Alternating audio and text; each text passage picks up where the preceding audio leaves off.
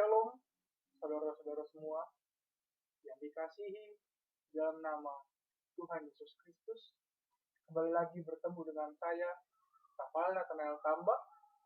Dan pada hari yang indah ini, saya ingin membawakan satu pekabaran bagi kita semua. Saya ingin membawakan satu firman Tuhan yang berjudul Juru Selamat Penebus Dunia. Tapi sebelum kita memulai, ada baiknya kita sama-sama berdoa terlebih dahulu. Kita berdoa. Bapa di surga, terima kasih atas kebaikan, berkat yang telah Kau berikan kepada kami. Engkau masih memberikan kepada kami berkat yang melimpah. Dan pada saat ini, hamba-Mu akan menyampaikan satu firman Tuhan yang begitu baik. Kiranya Engkau memberkati hamba-Mu sebagai pembawa firman, dan juga kami yang mendengarkan, sehingga pelajaran ini dapat berguna bagi kami, dapat menjadi pedoman bagi kehidupan kami, Tuhan. Memberkati kami sepanjang hari ini, di dalam nama Tuhan Yesus Kristus kami berdoa dan kita berdoa. Pada hari ini, firman Tuhan yang akan saya bawakan berjudul Juru Selamat Penebus Dunia. Di tengah kekacauan yang tengah terjadi pada saat ini, di tengah pandemi yang saat ini masih mewabah dimanapun di seluruh dunia, kita mungkin sudah merasa lelah akan hidup kita yang penuh dengan masalah. Tetapi Alkitab mengajarkan bahwa ada seorang penebus yang akan menebus kita daripada segala dosa-dosa kita, daripada segala kesalahan-kesalahan kita, yang akan menanggung beban kita, yaitu Juru Selamat Penebus dunia.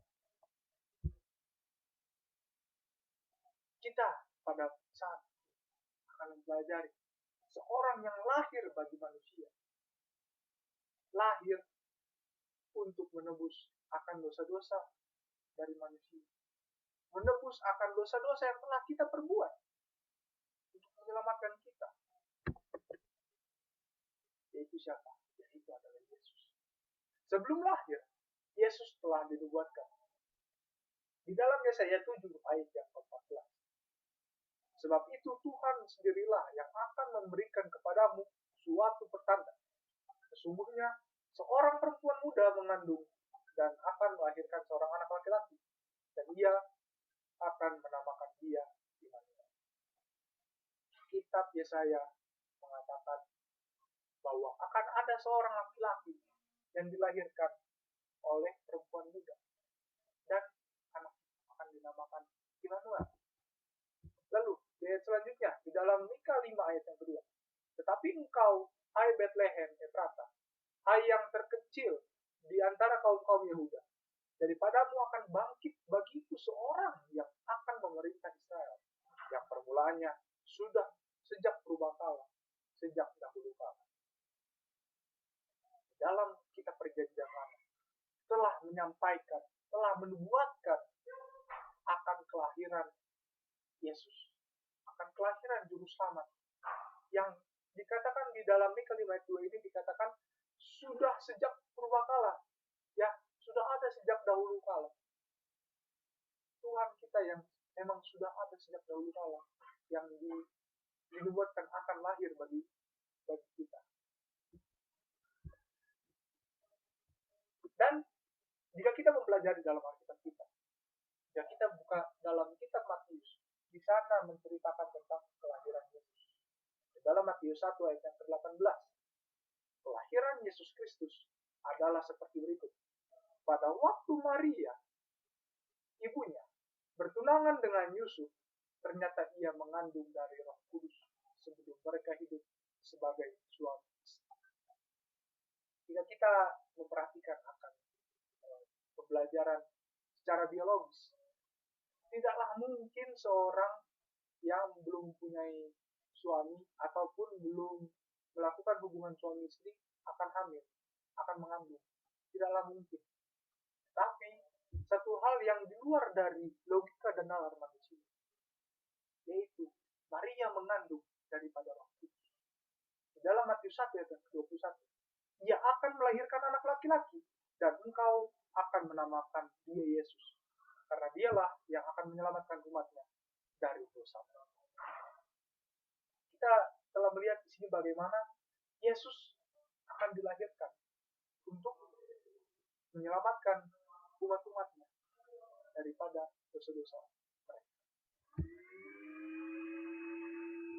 Dan saat kelahiran Yesus, begitu Yesus lahir, ada 3 orang majus dari timur yang datang kepada Yesus.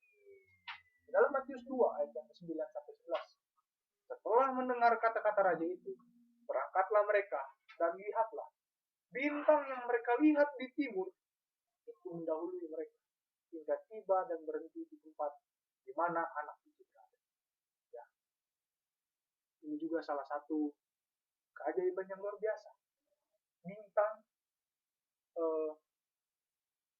mendahului mereka dan berhenti tepat di atas di mana anak itu berada. Ketika mereka melihat bintang itu, sangat bersukacitalah mereka. Maka masuklah mereka ke dalam rumah itu dan melihat anak itu bersama Maria ibunya, lalu sujud menyembah dia. Mereka pun membuka tempat harta bendanya dan mempersembahkan persembahan kepadanya, yaitu emas, kemenyan, dan mur. Kita dapat melihat di sini, ini adalah contoh akan pemberian yang diberikan kepada Yesus pada saat itu, yaitu emas, kemenyan, dan mur.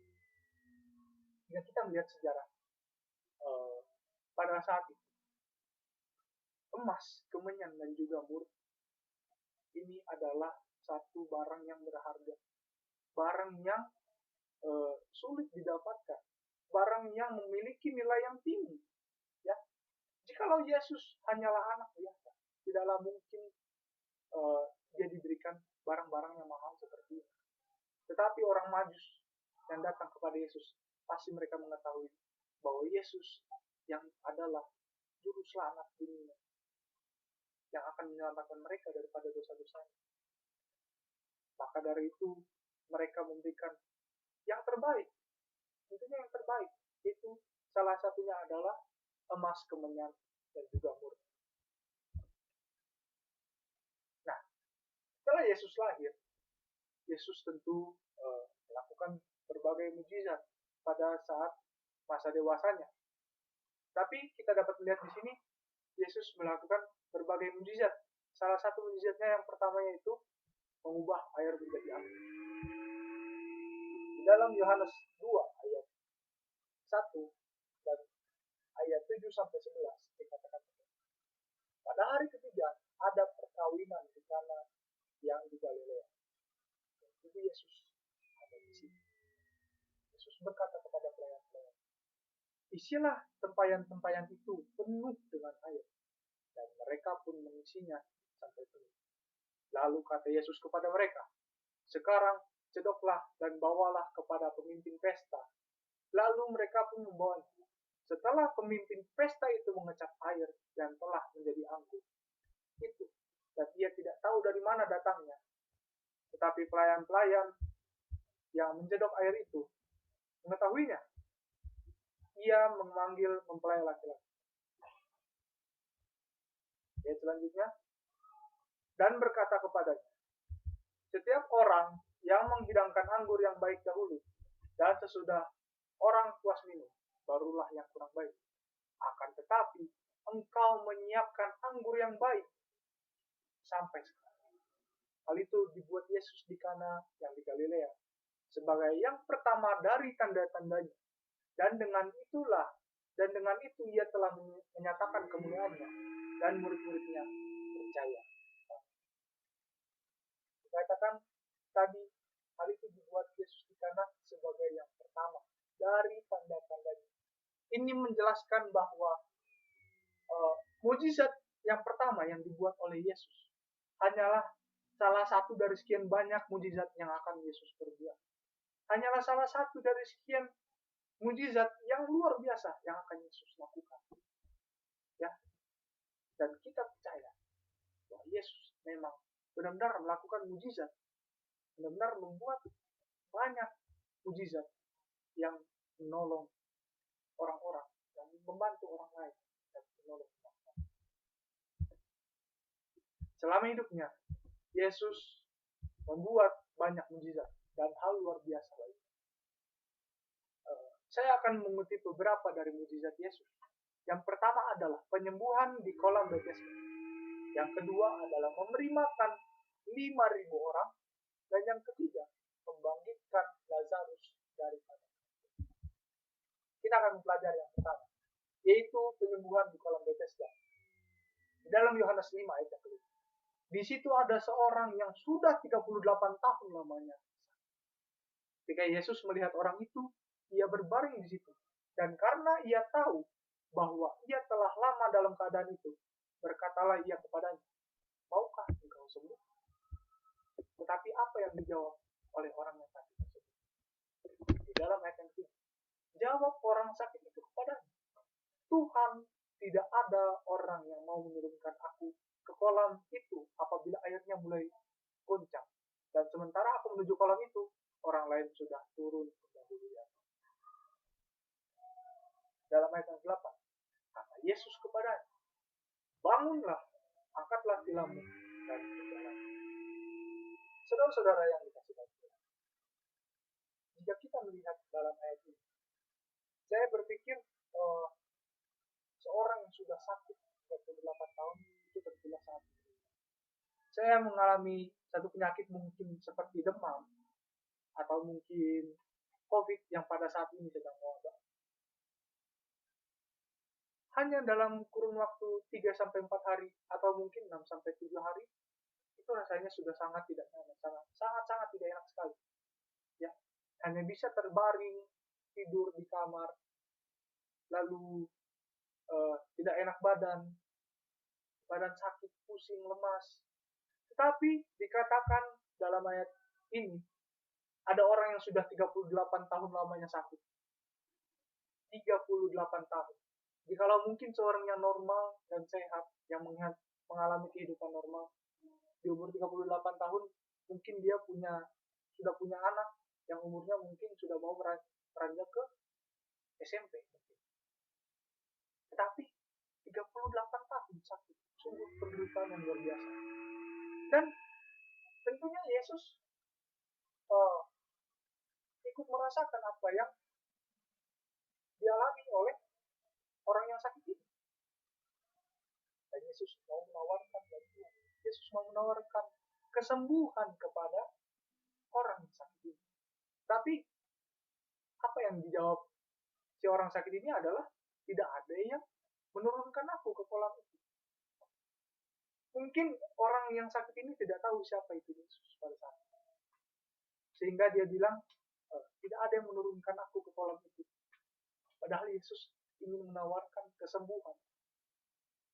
Yesus ingin menawarkan kesembuhan kepada orang itu. Tetapi tentunya Yesus mengerti bahwa orang yang sakit ini pasti benar-benar percaya kalau kolam yang berguncang itu, kolam Bethesda itu, pasti memiliki kuasa untuk menyembuhkan dia. Orang sakit ini pasti percaya hal itu. Makanya dia sangat ingin sekali bisa masuk ke dalam kolam itu saat kolam itu berguncang. Tetapi Yesus mau menawarkan kepada orang itu kesembuhan. Tidak harus masuk ke dalam kolam tersebut dulu baru bisa sembuh. Yesus bisa menyembuhkan orang tersebut dalam sekejap mata.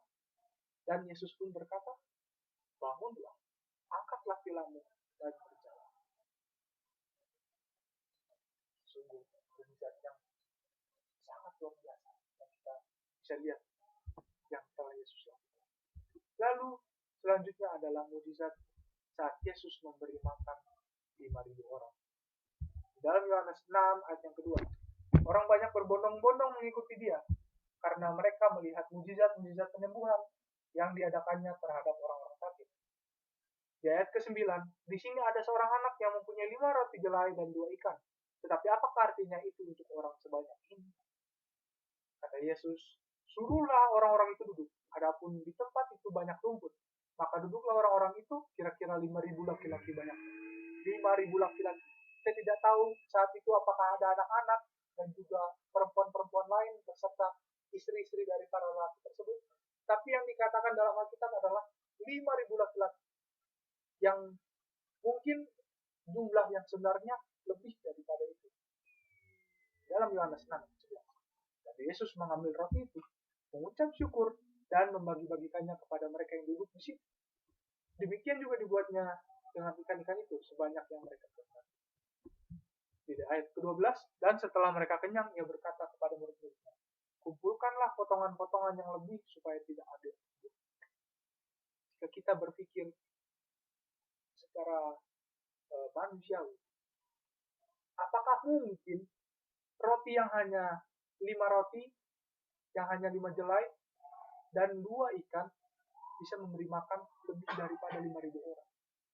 Bagaimana hal itu dapat terjadi? Apakah setelah rotinya dipotong akan tumbuh lagi roti yang baru? Lalu begitu seterusnya sampai semua orang mendapatkan roti dan ikan yang cukup? Tentu saja yang mengalami itu adalah orang-orang yang diberitakan oleh Yesus pada saat itu, dan juga para murid-murid yang menyaksikan secara langsung. Tapi ini adalah hal yang sangat luar biasa saja yang Tuhan lakukan. Menjebakkan 5.000 orang laki-laki, belum dihitung perempuan dan atau mungkin anak-anak. Dan semua orang makan sebanyak yang mereka kehendaki. Ya, mungkin sampai mereka kenyang. Bahkan sampai potongan-potongan roti dan ikan itu tersisa, sampai potongan-potongannya itu tersisa. Ini adalah hal yang sungguh luar biasa Tuhan lakukan. Dan yang ketiga adalah Yesus membangkitkan Lazarus dari kematian. Ayatnya terdapat di dalam Yohanes 11 ayat 1-44, ayat 1-14, tapi mungkin di sini kita hanya mengambil beberapa ayat saja. Yang dikatakan ada seorang yang sedang sakit, namanya Lazarus, yang tinggal di Betania, kampung Maria dan Marta. Ketika Yesus mendengar kabar itu, dia berkata, penyakit itu tidak akan membawa kematian, tetapi akan menyatakan kemuliaan Allah, sebab oleh penyakit itu anak Allah akan dimuliakan. Ya, Yesus mengatakan penyakit yang dialami oleh Lazarus tidak akan membawa kematian, tetapi akan menyatakan kemuliaan Allah. Menarik di sini. Apakah yang akan dinyatakan? Bagaimanakah kemuliaan Allah itu dinyatakan? Ayat 11. Demikian perkataannya, dan sesudah itu ia berkata kepada mereka, Lazarus, saudara kita, telah tertidur, tapi aku pergi ke sana untuk membangunkan dia dari tidurnya. Karena itu Yesus berkata dengan terus terang, Lazarus sudah mati. Kata Yesus kepada Marta, saudaramu bangkit.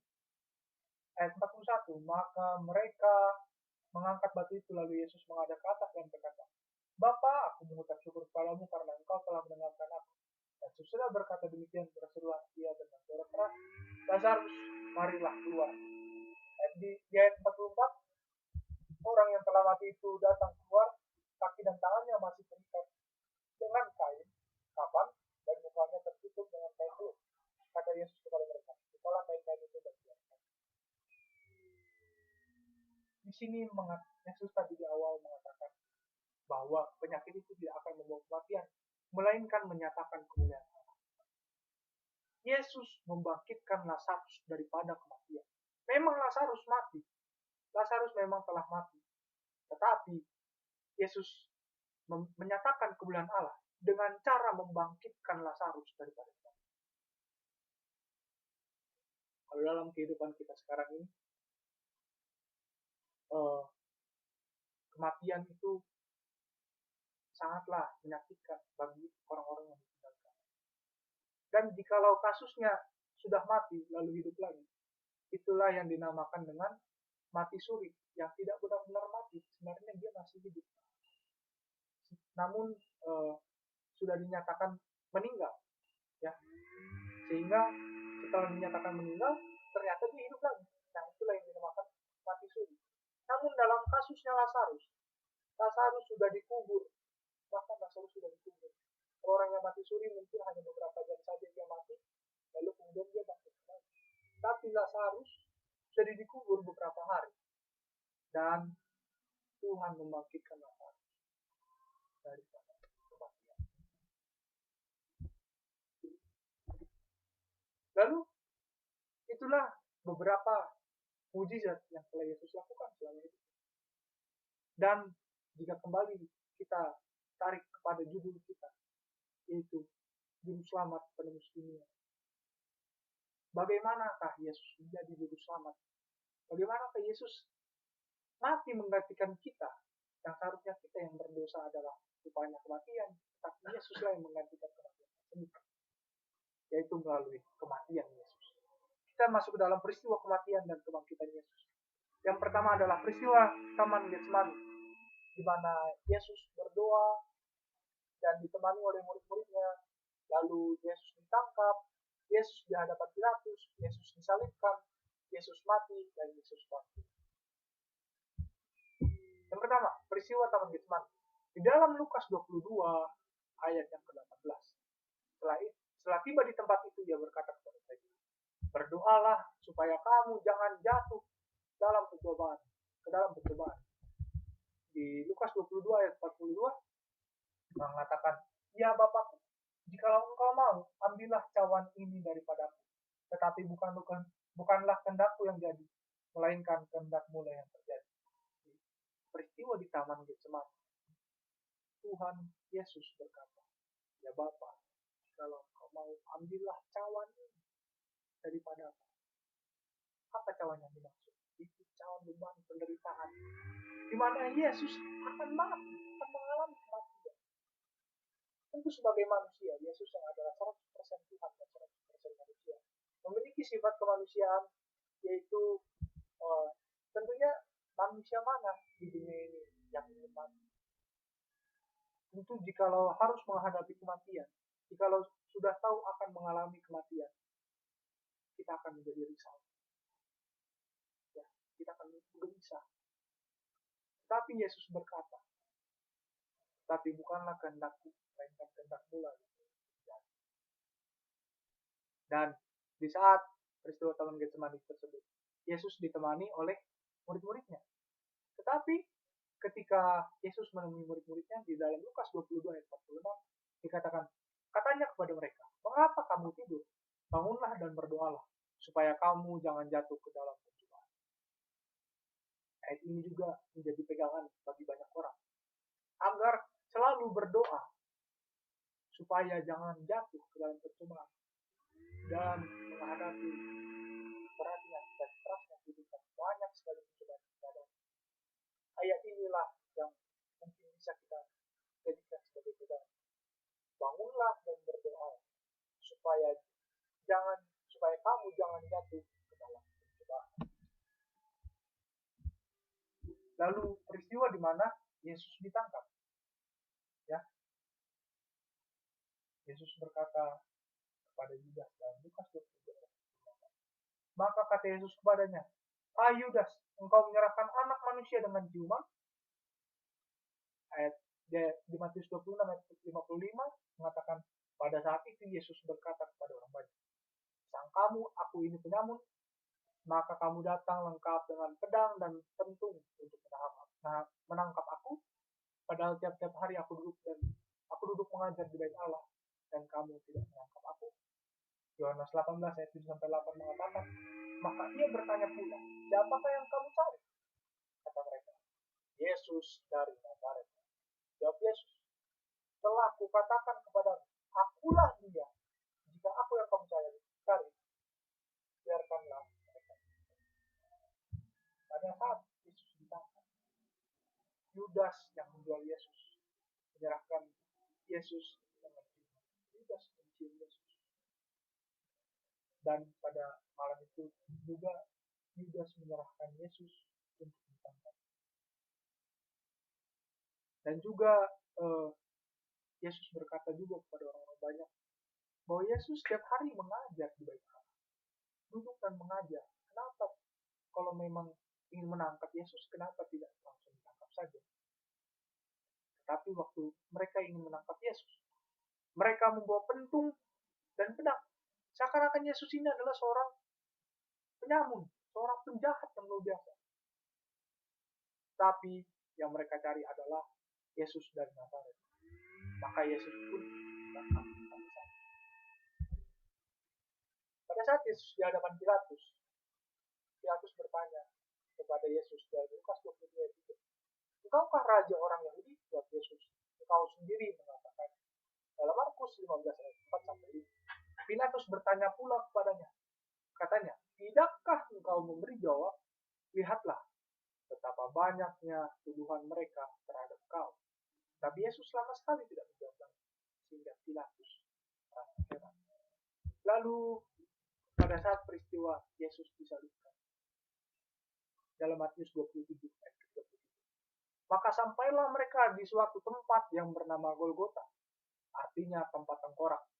Tempat tengkorak ini memiliki makna bahwa tempat tersebut ada banyak kematian, ada banyak nyawa yang hilang di sana. Atau mungkin bisa dibilang tempat yang sangat mengandung arti kematian. Ya, banyak sekali hal yang buruk terjadi di situ. Ayat 34. Lalu mereka memberi dia minum anggur bercampur tebu. Setelah ia mengecapnya, ia tidak mau meminumnya. Nubuatan mengenai jubah Yesus akan dibagi-bagi dan diundi tergenapi. Ya, di dalam Mazmur 22 ayat 19. Mereka membagi-bagi pakaianku di antara mereka, dan mereka membuang undi atas jubahku. Ini adalah salah satu nubuatan yang telah dikatakan dalam kitab Mazmur, bahwa Yesus akan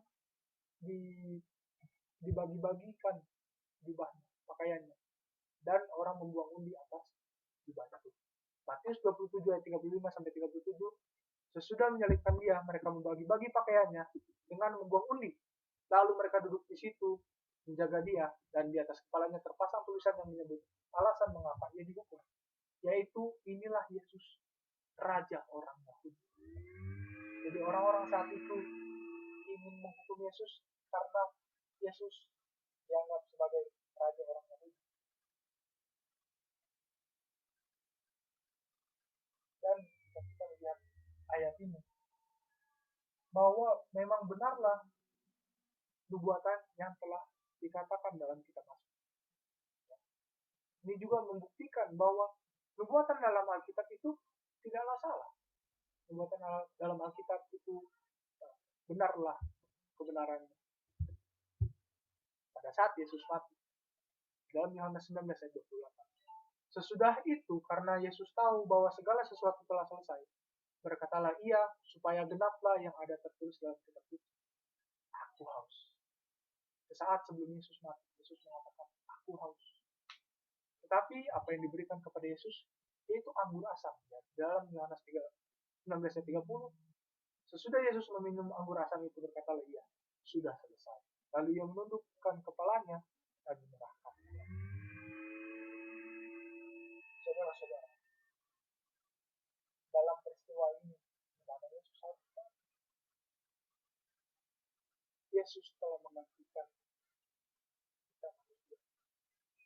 Yang harusnya kita yang mati karena kita berdosa. Yang seharusnya kita yang disalibkan, yang seharusnya kita lah yang menanggung beban dosa. Tetapi Yesus mati menggantikan kita. Karena apa Yesus mau mati? Tentu saja karena kasih karunia yang Tuhan memberikan kepada kita. Tentu saja jawabannya adalah karena kasih Tuhan yang begitu besar. Dalam Yohanes 3 ayat 16, karena begitu besar kasih Allah akan dunia ini, sehingga ia mengaruniakan anaknya yang tunggal, supaya setiap orang yang percaya kepadanya tidak binasa. Kita ingat di sini. Supaya setiap orang yang percaya kepadanya tidak binasa. Jadi syarat untuk biar kita tidak binasa, salah satunya adalah dengan percaya kepada Yesus. Supaya setiap orang yang percaya kepadanya tidak binasa, melainkan beroleh hidup yang kekal.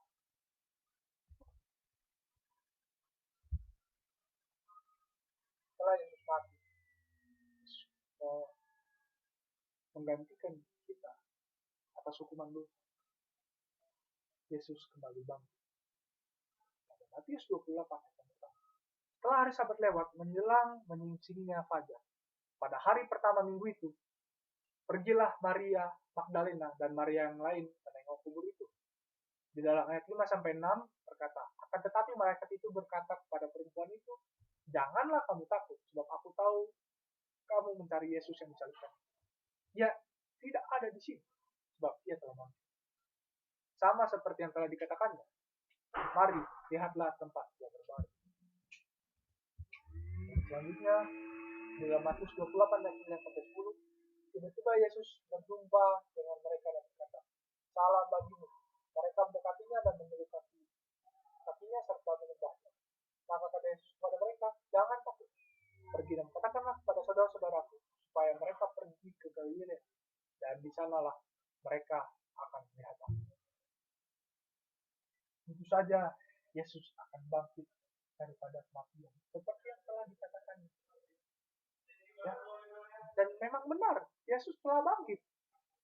Yesus telah bangkit. Pada saat Yesus mati, yang mati itu bukanlah ketuhanannya, tapi yang mati adalah jiwa manusianya, tubuh manusianya. Tapi ketuhanan akan Yesus tidak pernah mati. Dan setelah hari ketiga Yesus mati, Yesus bangkit. Di hari pertama, pada minggu itu, pada hari Minggu. Dan setelah Yesus bangkit, itu Yesus kembali naik ke surga. Dan Kisah Rasul yang pertama, ayat ke-9 sampai 11. Sesudah ia mengatakan demikian, terangkatlah ia disaksikan oleh mereka, dan awan menutupnya dari pandangan mereka. Ketika mereka sedang menatap ke langit waktu ia naik itu, tiba-tiba berdirilah dua orang yang berpakaian putih dekat mereka, dan berkata kepada mereka, hai orang-orang Galilea, mengapakah kamu berdiri melihat ke langit? Yesus ini, yang terangkat ke surga meninggalkan kamu, akan datang kembali dengan cara yang sama, seperti kamu melihat dia. Katakan, Yesus yang telah naik ke surga akan datang kembali.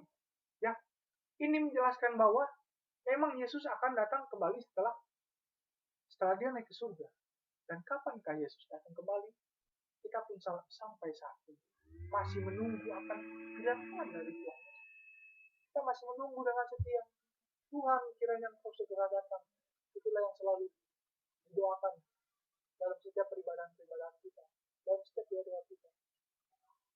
Tuhan Yesus akan datang kembali dengan cara yang sama seperti saat Yesus naik ke surga. Saat ini kita sedang menunggu kedatangannya yang kedua kali. Pada saat ini menunggu kedatangan Tuhan yang kedua kali. Mungkin banyak beban yang kita rasakan, banyak sekali penderitaan, banyak sekali pencobaan yang kita alami. Tetapi satu hal yang kita percaya, Yesus akan datang kembali. Jika kita dengan setia mau menunggu akan kedatangan Tuhan, mau tetap menjalankan akan perintah Tuhan, untuk tetap setia, untuk tetap setia kepada Tuhan sampai Yesus datang. Yakinlah, saudara-saudara, pada saat Yesus datang, yakinlah kita akan dibawa kembali ke dalam kerajaan surga. Kita akan dibawa ke dalam kerajaan surga. Kita akan dibangkitkan dan masuk ke dalam kerajaan surga. Dan Yesus akan datang kembali. Yesus akan datang di awan-awan untuk menjemput kita, umat-umatnya. Untuk menjemput kita, umat-umat Tuhan. Dan kita harus yakin dan percaya bahwa Yesus pasti akan segera datang. Dan pelajaran bagi kita, apakah kita mau untuk menunggu akan kedatangan Yesus? Atau mungkin beberapa dari kita sudah menyerah, mungkin Yesus tidak akan datang. Tapi satu hal yang pasti, Yesus pasti akan segera datang.